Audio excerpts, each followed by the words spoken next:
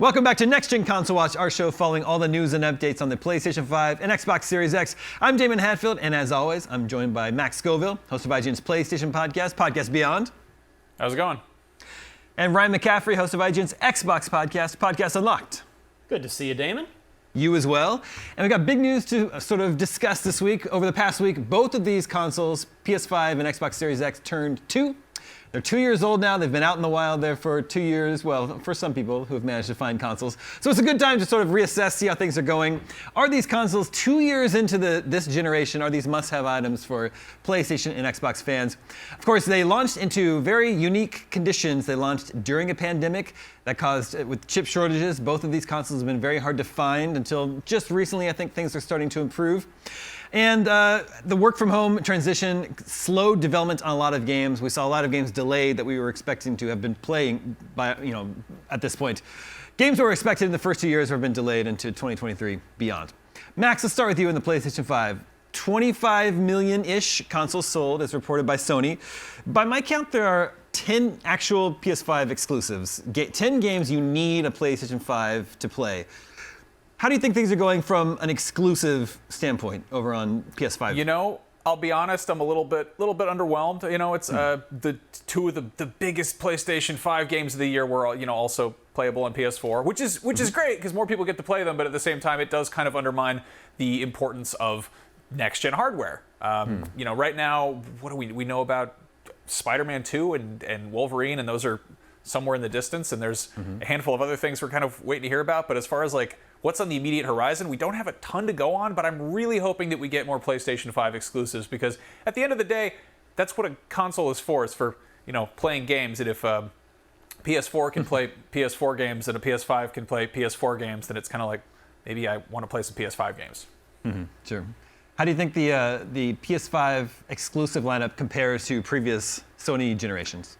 I did some research on that, and it's I would say it pales. I think that previous generations, the PS3 gets a bad rap. That got off on the wrong foot, but even looking at it, that had a pretty impressive first couple years. We're looking at sort of where the console was at in, it came out 2006, 2007, 2008. So November 2008. By that point, it had 2 Motor Storms, 2 Resistances, an Uncharted, a Warhawk, a Heavenly Sword. There was a handful of decent games there. PS4, I feel like really came out swinging. There was definitely kind of a dip between a somewhat strong launch lineup and then just a pretty good deluge of things that happened in 2015. But yeah, 2015 we got like Bloodborne.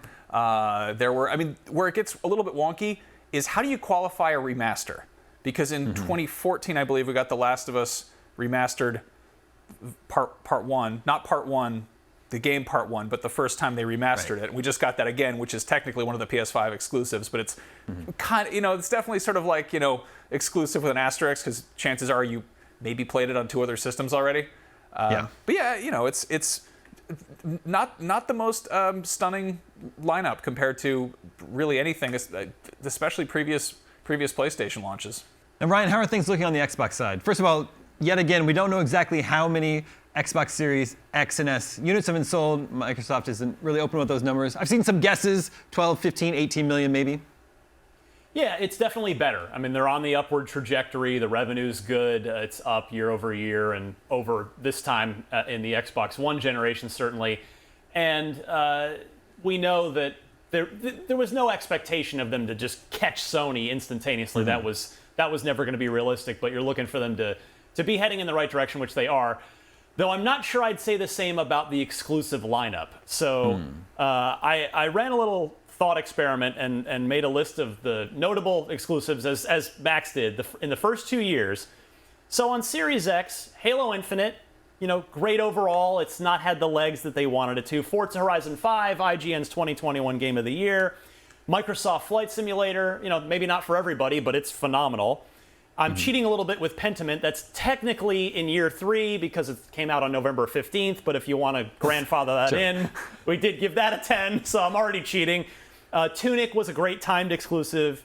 And then you had stuff like Grounded, the final 1.0 version in there, the Ascent, Scorn, 12 minutes, and more like short-timed exclusives. So no real blockbuster, holy cow games outside of those first couple that I mentioned, Halo Infinite, Forza Horizon 5, and even those games were playable on an Xbox One. To really illuminate this, you go back to the 360. The first 2 years of the 360 were S tier, regardless of what you're comparing to. Yeah. The first 2 years, Halo 3, Mass Effect, BioShock, Dead Rising, Gears of War, The Elder Scrolls IV Oblivion, Ghost Recon Advanced Warfighter, Call of Duty 2 was a launch title, that was an exclusive, Crackdown 1, Project Gotham Racing 3 and 4, Viva Pinata, hey, that was a good game, Saints Row, inexplicably, that was an Xbox 360 exclusive for the first one, and even so was Prey, the old Prey, which was also a really good game. And just to kind of bring it a little full circle here, even the Xbox One, if you want to compare the Series X to the first 2 years of the Xbox One, as maligned as the Xbox One is overall, the first 2 years were pretty good before the first-party output really plummeted off a cliff. You had Forza Motorsport 5, great day one launch title. Forza Horizon 2 came in those first 2 years. The Master Chief Collection, okay, that was pretty flawed in those first 2 years, but it got good. Halo 5, great multiplayer. Ori and the Blind Forest was in the first 2 years. Rise, Son of Rome, kind of a cult fan favorite there. Flawed game, but still pretty loved. Rise of the Tomb Raider, huge, very good. That was my vote for Game of the Year here at IGN in 2015. It didn't win, but that was a great exclusive for Microsoft. Dead Rising 3, Forza Motorsport 6, Sunset Overdrive, the most probably underrated game of all of last generation, in my opinion. Titanfall, the original Titanfall was exclusive to the Xbox One. And then, hey, don't forget Peggle 2 and insert your E3 stage dance right here. But I never forget Peggle 2. It's been pretty bleak for the Series X when you compare it. You don't even compare it to the PS5. Compare it to the last two Xbox consoles, and it's not great. Yeah, so you say pretty bleak, and yet, the story of the Xbox Series X is not that it's tanking or a failure. It's doing pretty well. Its best days are still ahead of it. It's just fans are justifiably getting fed up with waiting for those big games. The hardware's great. The services are great. Those fans should check out Game Pass, because there's all sorts of great games dropping on Game Pass every week or so. Just go check it out. on there. Somerville's on there, which I reviewed this week. So there's good stuff. We're just still waiting for those big blockbusters. Yeah. Speaking of Game Pass, Max, Sony sort of reconfigured its own PlayStation Plus and PlayStation Now services into a very Game Pass-like all new PlayStation Plus subscription service. What's your sort of read on how that's been received and how that's going for Sony? I think it's interesting because they had the jump. PlayStation Plus was predates Games with Gold. That was sort of the original.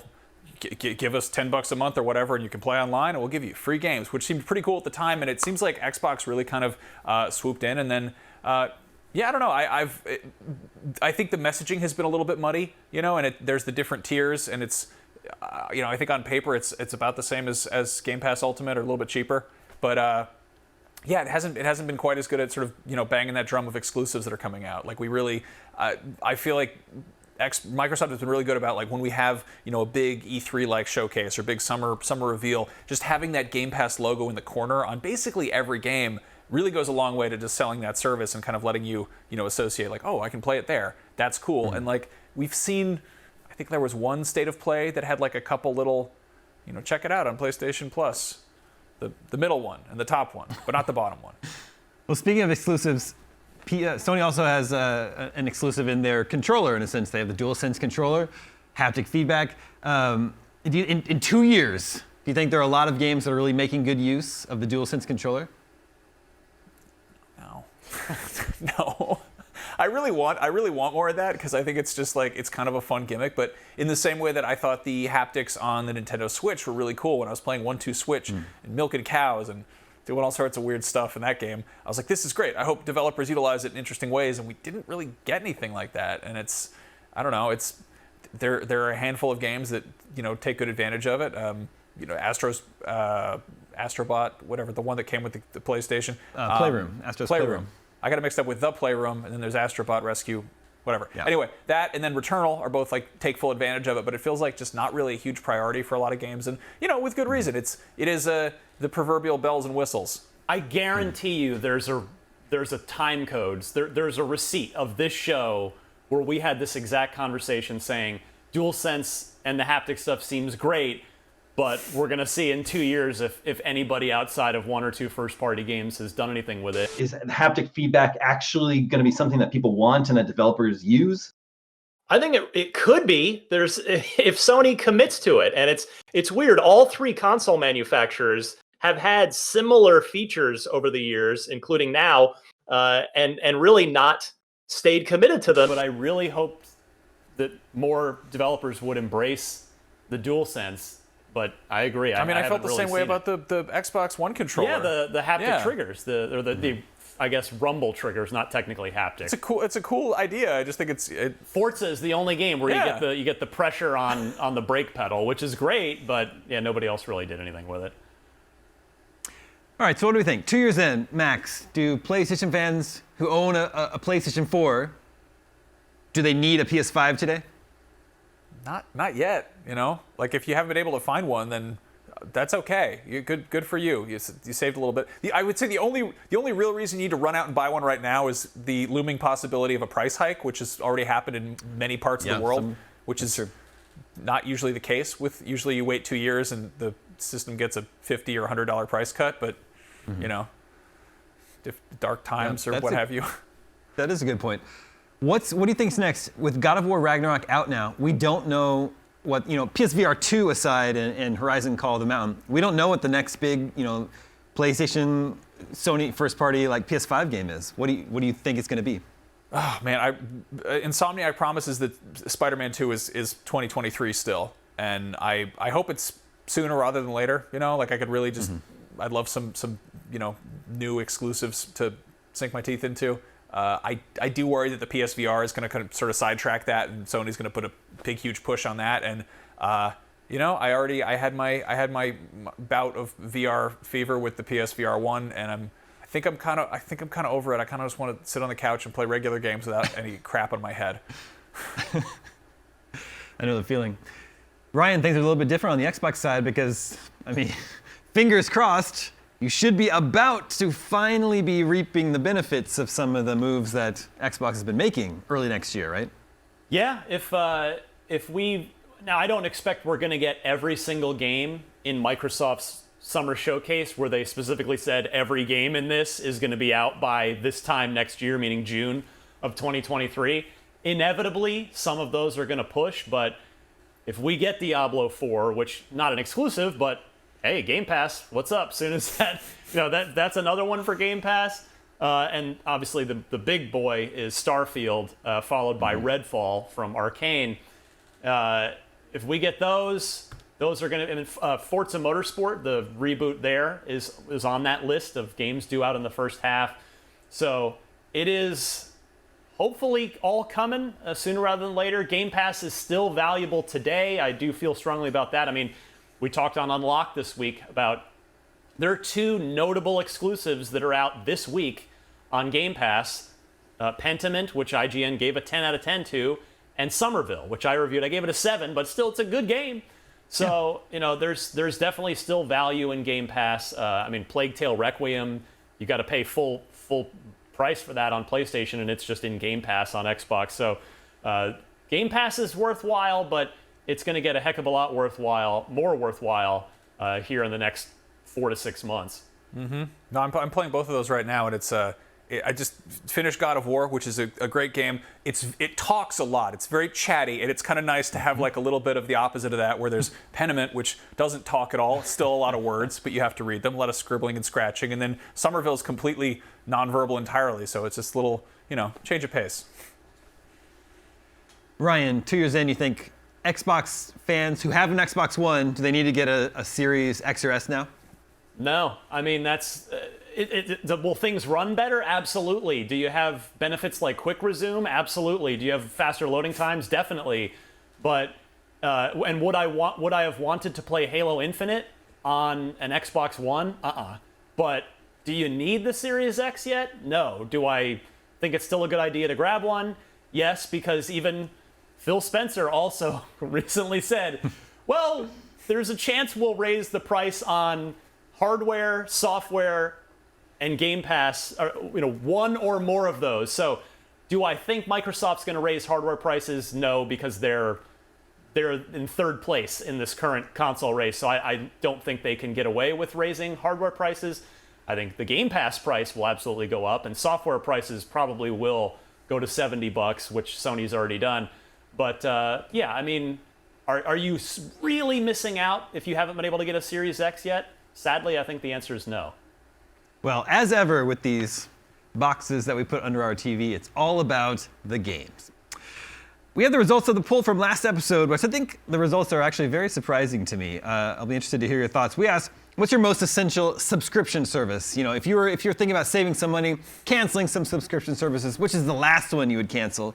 And the winner was, perhaps unsurprisingly with our audience, Xbox Game Pass. We've called it the best deal in gaming for a long, long time. But I'm just surprised that it beat out much more ubiquitous streaming platforms like Netflix and Disney Plus and Amazon Prime Video. We are, of course, primarily a video game website. Maybe I shouldn't be surprised, but I don't know. Both of you, were you surprised that at least viewers of this show would rather lose Netflix, rather lose The Mandalorian and Andor than lose Xbox Game Pass?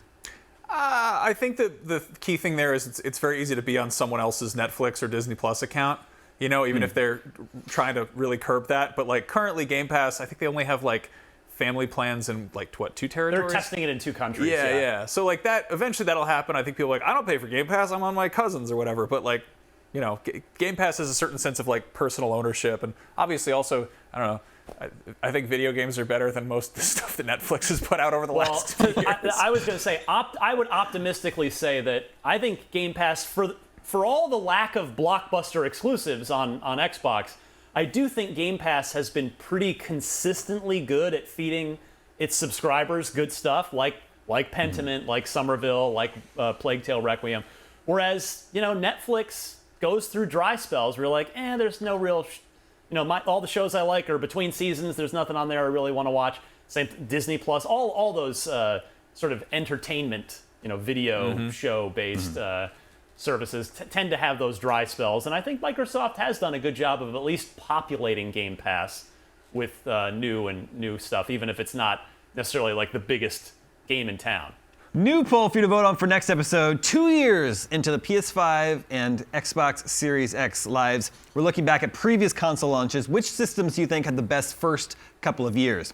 Do you think it's either current system, PS5, Series X, or PS4, PS3, Xbox One, Xbox 360, maybe Nintendo Switch? Nintendo Switch had a pretty banger first year with Breath of the Wild and Mario Odyssey.